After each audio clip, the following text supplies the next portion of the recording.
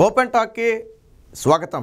ఇప్పటికే రాజకీయ ప్రచారాల కోసం జగన్మోహన్ రెడ్డి ప్రజలకు చెందిన వందల కోట్ల రూపాయలు నీళ్లలాగా ఖర్చు పెడుతున్నాడు. మనకు తెలుసు, గత 5 ఏళ్ల నుంచి చేసినదే. ముఖ్యంగా సాక్షి లాంటి పత్రికలకు అడ్డగోలుగా దోచిపెడుతున్నాడు.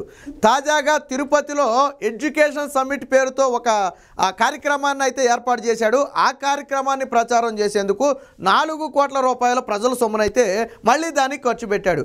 సరే, అక్కడి వరకు కాసేపు పక్కన పెడితే ఇక జగన్మోహన్ రెడ్డి నోట నిన్న ఒక మాట విన్నారు. ఆ మాట విన్న దగ్గర నుంచి కూడా వైసీపీ నేతలకి చలి జ్వరం పట్టుకున్నంత పని అయింది. ఏంటి ఆ మాట అంటే, ఓడిపోయినా పర్వాలేదు, హ్యాపీగా నేను దిగిపోతాను, ఆ సంతోషంగా దిగిపోతానని చెప్పి నిన్న జగన్మోహన్ రెడ్డి తన ఓటమిని అంగీకరించాడు. నిన్నటి వరకు ప్రతిపక్షాలన్నీ కలిసి వచ్చినా కానీ నా వెంట్రుకు కూడా పీకలేరు, వైనాట్ 175, వైనాట్ కుప్పం అన్న జగన్మోహన్ రెడ్డి ఈరోజు నేను ఓడిపోయినా పర్వాలేదు, హ్యాపీగా దిగిపోతానని చెప్పి ఎన్నికలు అనే యుద్ధానికి ముందే చేతులెత్తేసి తన వెన్ను చూపి వెనక్కి తిరిగి పారిపోతున్నానని చెప్పి ఒప్పుకున్నాడు. ఇది వైసీపీలో తీవ్ర ప్రకంపనలు సృష్టించింది. నిన్న మొన్నటి వరకు జగన్మోహన్ రెడ్డి గుండె ధైర్యం చూసి సరేలే 175 కాకపోతే ఎన్నో కానీ గెలవడానికి సరిపడగా సీట్లు అయితే వస్తాయి కదా అని కొంతమంది ధైర్యంగా వెనక్కి వెళ్ళే ప్రయత్నం చేశారు.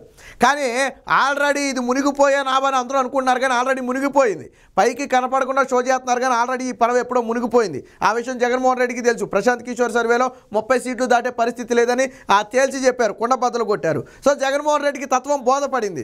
దాంతోనే చేసేది లేక ఇక వైనాట్ 175 అనే స్వరం నుంచి ఓడిపోయినా పర్వాలేదు, దిగిపోతానని చెప్పి జగన్మోహన్ రెడ్డి దిగజారే స్థాయికి వచ్చాడు.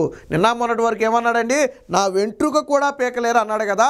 ఈరోజు వెంట్రుకలు పాయే, 175 పాయే, చివరికి దిగిపోతాననే స్టేజ్కి జగన్మోహన్ రెడ్డి వచ్చాడు. సో జగన్మోహన్ రెడ్డి పతనం స్టెప్పులుగా మనకు కనపడుతుంది.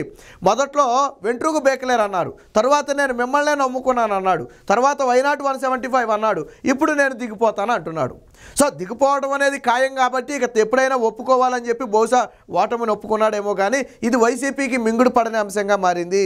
ఇప్పటి వరకు జగన్మోహన్ రెడ్డి ధైర్యం చూసి వెనకమాల నడవాలనుకున్న వాళ్ళందరూ కూడా ఇప్పుడు చేతులెత్తేసే పరిస్థితి. ఒక రకంగా చెప్పాలంటే జగన్మోహన్ రెడ్డి పార్టీని నడపలేను, 2024 ఎన్నికల్లో నేను ఢీకొట్టలేను అని పరోక్షంగా ఎన్నికలకు ముందే హింట్ ఇచ్చాడు. ఏ నేత కూడా ఇదే ఘటన మనకి ఒక 2-3 నెలలు వెనక్కి వెళ్తే కనపడుతుంది. ఎక్కడంటే కేసీఆర్, తెలంగాణ రాష్ట్రంలో కేసీఆర్ ముఖ్యమంత్రిగా ఉండి ఆయన ఎన్నికల ప్రచారంలో పాల్గొన్న సమయంలో కూడా మీరు గెలిపిస్తే ముఖ్యమంత్రిని చేస్తే అభివృద్ధి చేస్తాను, ఓడిస్తే ఫామ్ హౌస్లో కూర్చుంటానని చెప్పాడు. సో రెండోదే ఖాయమైపోయింది. అంటే అప్పటికే కేసీఆర్కి తెలుసు already TRS party, BRS party ఓటమి దిశగా వెళ్ళిపోతుంది, కాంగ్రెస్ పార్టీ ప్రభంజనం ఉందని చెప్పి అప్పటికే కేసీఆర్కి తెలుసు కాబట్టే బహిరంగ సభలో దాన్ని ఒప్పుకున్నాడు.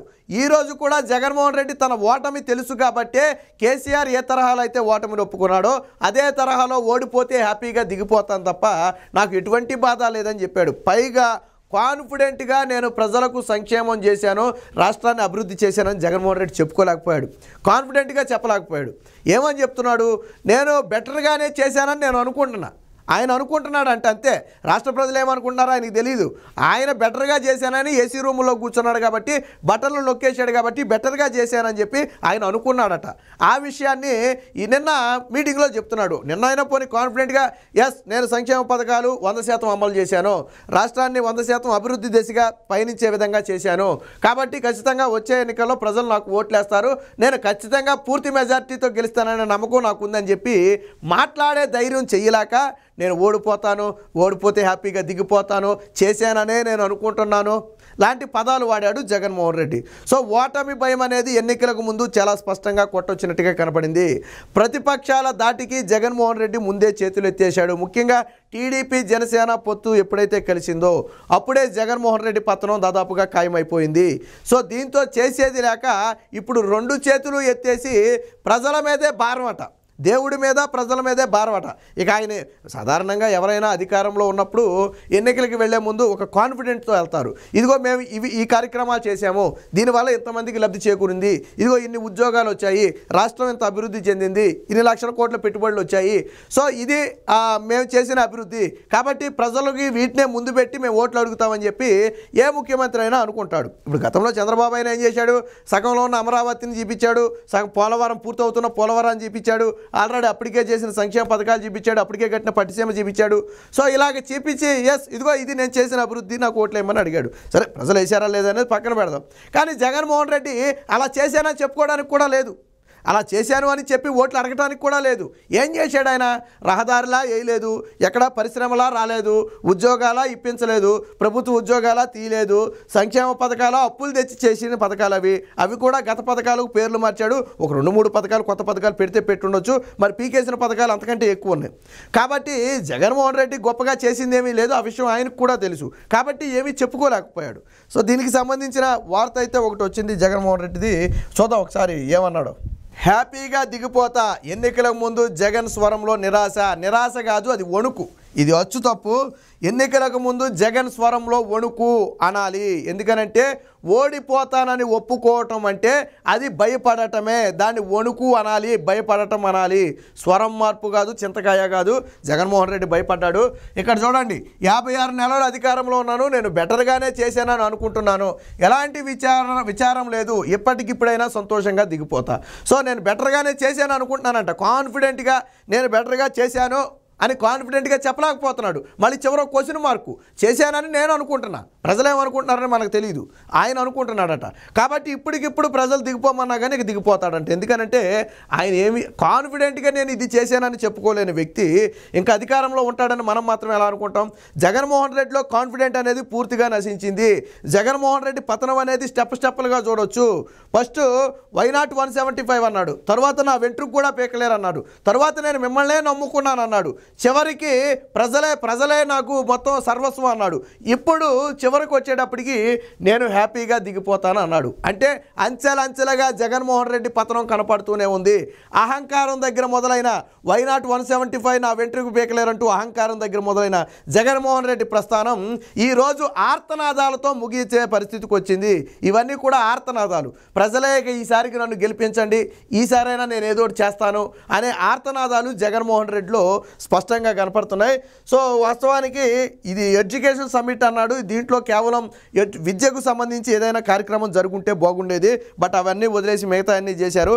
ప్రజాధనంతో ఇండియా టుడే సదస్సు, తిరుపతిలో 2 రోజుల్లో ఎడ్యుకేషన్ సమ్మిట్, ఛానల్కు 3.5 కోట్ల ప్రజల సొమ్ము, విద్యా సదస్సులో రాజకీయ ప్రశ్నలు జవాబులు, ఎన్నేళ్లలో తొలిసారిగా కాంగ్రెస్పై విమర్శలు, రాష్ట్రాన్ని తమ కుటుంబాన్ని విభజించిందని ఆక్రోశం, రాష్ట్ర ప్రయోజనాలకే కేంద్రంతో స్నేహమని వెల్లడి, అమల్లోకి రాని ఐబీ ఆన్లైన్ కోర్సులపై గొప్పలు, బైజూస్ కంటెంట్ ట్యాబ్లపై పవర్ఫుల్ స్పీచ్. వాస్తవానికి నిన్న జగన్మోహన్ రెడ్డి విద్యా వ్యవస్థ మీద చెప్పినవన్నీ కూడా పచ్చి అబద్ధాలు.